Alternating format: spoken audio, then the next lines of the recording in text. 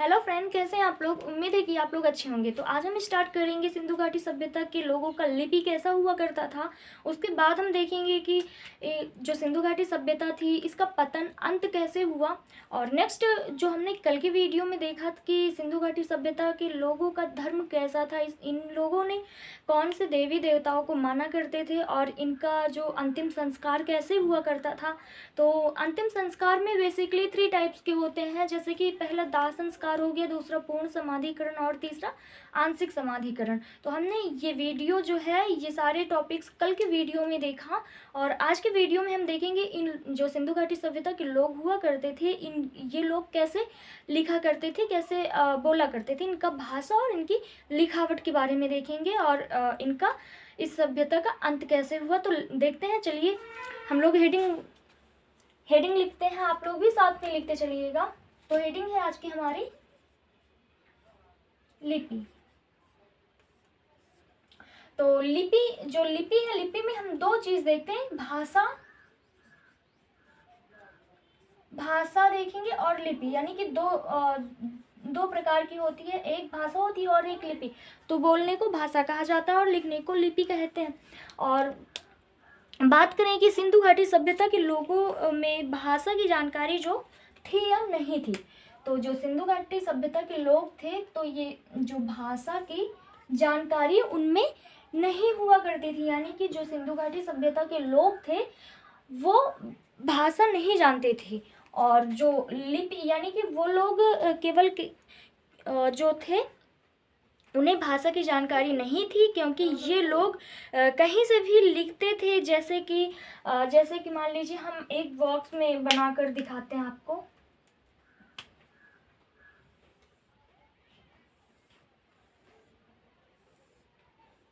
जो सिंधु घाटी सभ्यता के लोग हैं, अगर हम बात करें हम लोगों की, तो ये हम इसे 2 कॉलम में बांट कर दिखाते हैं। हम बात करें हम लोगों का लिखावट कैसा होता है, उसके बाद इस सभ्यता के लोगों का, यानी कि सिंधु घाटी सभ्यता के लोगों का लिखावट कैसा होता है।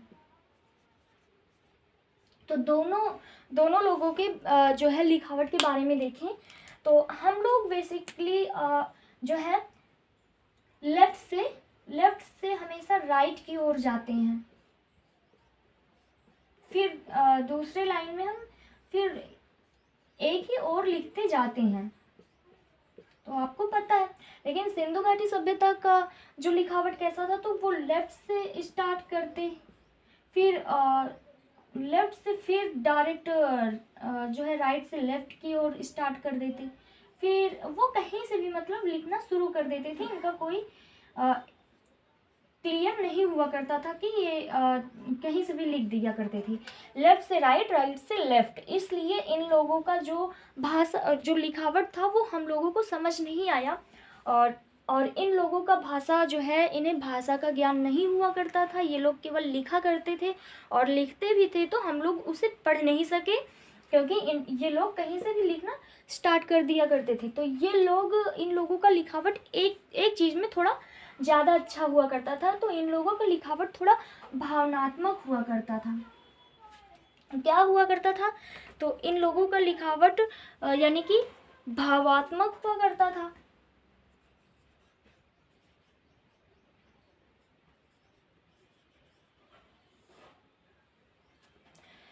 तो ये लोग क्या करते थे, तो बेसिकली कोई भी चीज़ हुआ करता था तो कुछ भी चीज़ ये लिखते थे तो ये चित्र के माध्यम से लिखा करते थे। जैसे हम बात करें, अगर इन्हें कोई एक गिलास पानी मांगना हो तो ये लोग कैसे ये नहीं बोलते थे कि 1 गिलास पानी, तो 1 गिलास पानी नहीं बोला करते थे। ये लोग डायरेक्ट ग्लास का जो था चित्र बना करके उसे दिखा दिया करते थे कि हाँ इन लोगों को पानी चाहिए।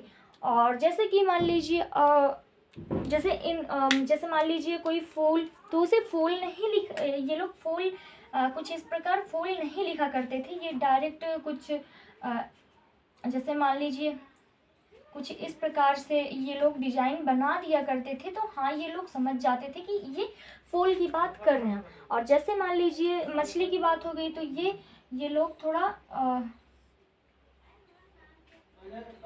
थोड़ा इस प्रकार ये लोग कुछ जो भी जैसे भी ये लोग बनाया करते थे, मछली बना दिया करते थे। तो ये लोग इन लोगों का जो लिखावट हुआ करता था वो भावात्मक यानी चित्र के माध्यम से ये लोग बताया करते थे। तो इन लोगों का जो लिखावट हुआ हमें समझ नहीं आया, इन्हें भाषा का ज्ञान नहीं था। अगर भाषा का ज्ञान होता तो ये लोग डायरेक्ट बोल दिया करते, कोई भी भाषा बोला करते। तो इन लोगों का जो था भावात्मक थोड़ा चित्र हुआ करता था। तो हमने देख लिया ये चीज़। तो आगे चलते हैं, आप लोग यहाँ तक नोट कर लीजिए। आगे हम बात करें जो इन लोगों का एक और मेन पॉइंट है, इसमें आप लोग नोट कर लीजिए। जो सिंधु घाटी सभ्यता के लोगों का लिखावट जो था, तो इस लिखावट का नाम कैसा था? तो इस लिखावट का नाम था बाउस्ट्रोफिडॉन। कैसा था इन लोगों का लिखावट? बाउस्ट्रोफिडॉन।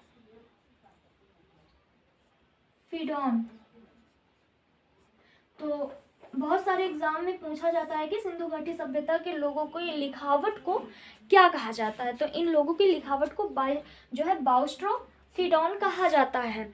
उसके बाद बात करें लिपि की, तो लिपि जो है, लिपि को दो नाम से जाना जाता है। हिंदी में अगर बात करें तो हिंदी में लिपि को देवनागरी लिपि कहा जाता है।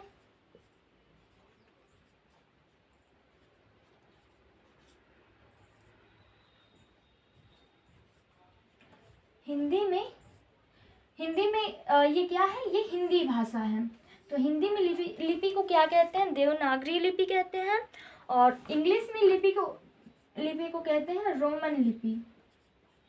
तो ये भी आप लोग नोट कर लीजिए, इम्पोर्टेंट है। तो लिपि का दो नाम हुआ, जो हिंदी में देवनागरी लिपि और इंग्लिश में रोमन लिपि। तो यहाँ तक आप लोग नोट करिए। और सिंधु घाटी जो सभ्यता हुई, ये पत्थरों पर लिखा हुआ नहीं पढ़ा गया। जो ये सिंधु घाटी सभ्यता के लोग थे, ये लोग पत्थरों पर लिखे, लेकिन इनकी लिखावट समझ में नहीं आई। और क्योंकि क्वेश्चन आ जाता है कि सिंधु घाटी सभ्यता के लोग जो पत्थरों पर लिखा करते थे उसे पढ़ा गया या नहीं पढ़ा गया, तो उसे नहीं पढ़ा गया। और ये इसके लिखावट को क्या कहते हैं? बाउस्ट्रोफिडॉन कहते हैं। तो आप लोग यहाँ तक नोट करिए। अब नेक्स्ट टॉपिक चलते हैं, जो है पतन यानी डिक्लाइन।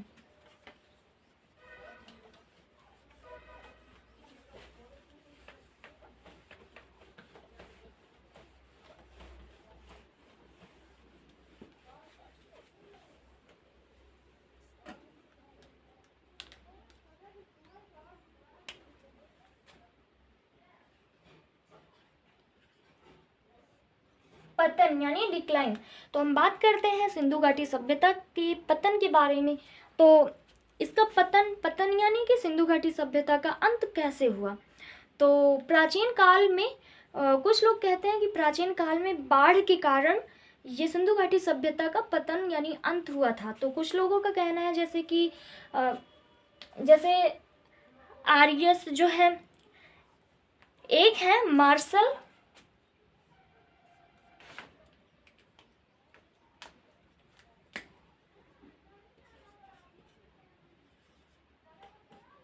एक है मार्शल जी हैं। मार्शल जी ने कहा कि जो सिंधु घाटी सभ्यता है ये तत्कालीन में बाढ़ की वजह से इसका पतन हुआ। किसके कारण? बाढ़ के कारण। और एक और व्यक्ति हुए जिसका नाम था एस आर राव। तो एस आर राव जी ने भी कहा हाँ ये ऐसा हो सकता है कि ये बाढ़ के कारण हुआ हो। तो प्राचीन काल में एक घटना हुई, तो वो घटना यानी कि जो सिंधु घाटी सभ्यता है, तो सिंधु में बाढ़ के कारण पूरा जो ये सभ्यता था पूरा बाढ़ में बह गया था। तो इसलिए लोगों का मानना है कि सिंधु घाटी सभ्यता उसी बाढ़ के कारण अंत हुआ था। और ये हमारा सबसे पहला सभ्यता हुआ। तो ये सभ्यता का अंत कुछ इस प्रकार से हुआ। अब नेक्स्ट बात करते हैं सिंधु घाटी सभ्यता का योगदान कैसा रहा, कंट्रीब्यूशन इसका कैसा रहा।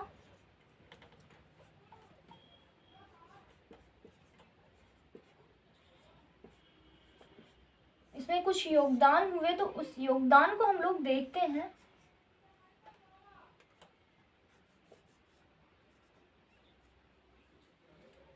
तो इसमें कुछ योगदान रहे, जैसे कि नगर योजना। इस सिंधु घाटी सभ्यता में इसमें भी नगर योजना हुआ करती थी, जो अभी होते हैं नगर योजना, इसमें भी नगर योजना हुआ करती थी। और क्या हुआ करता था, तो यहाँ पर जल निकासी व्यवस्था भी हुआ करती थी। जल निकासी व्यवस्था, तो यहाँ पर ये व्यवस्था हुआ करती थी। तो जल निकासी व्यवस्था की बात करें तो नालियाँ पक्की ईंटों से बनी होती थी और ढकी होती थी, और सभी नालियाँ जाकर जो है सब मान लीजिए सभी नालियाँ कैसी होती थी, पक्की होती थी, और पक्की हुई ईंटों से क्या होता था, तो ढकी रहती थी, और सभी नालियाँ आकर मिलती थी उसे मेन, मतलब सभी नालियाँ जहाँ आकर मिल जाती थी उसे मेन हॉल कहा जाता है। जैसे आज के समय में ऐसा होता है शहरों में, तो ये जो नालियाँ हुआ करती थी ये चारों तरफ से, यानी कि जो नालियाँ थी ये पक्की ईंटों से हुआ करती थी और ढकी रहती थी, ताकि वहाँ पर कोई खतरा, कोई भी जीव जंतु गिरे ना, और इसलिए वो ढकी रहती थी, और सभी नालियाँ एक जगह आकर मिल जाती थी। तो इसे मेन हॉल कहते हैं। इसे ये आता भी है पेपर में, तो इसे क्या कहते हैं, तो मेन हॉल, इसे मेन हॉल। और कुछ ये छोटी नालियाँ होती हैं, छोटी नालियाँ हुआ करती थी, और कुछ बड़ी नालियाँ हुआ करती थी।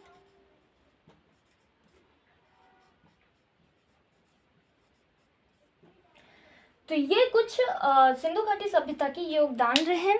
और यहाँ पर पशुपति पूजा हुआ करती थी, जो शिव जी की पूजा होती थी, और ये आज भी हुआ करती है। तो ये उस समय से स्टार्ट है। और बात करें तो जो सिंधु घाटी सभ्यता था, इसका एक और योगदान था, यहाँ भी लेन देन हुआ करता था, जो कि आज के ज़माने में भी हुआ करता है।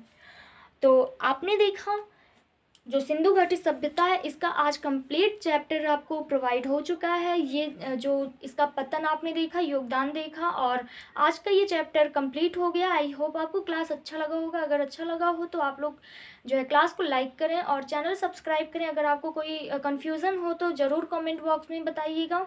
तब तक के लिए आप लोग अपनी तैयारी करते रहिए। धन्यवाद। Take care.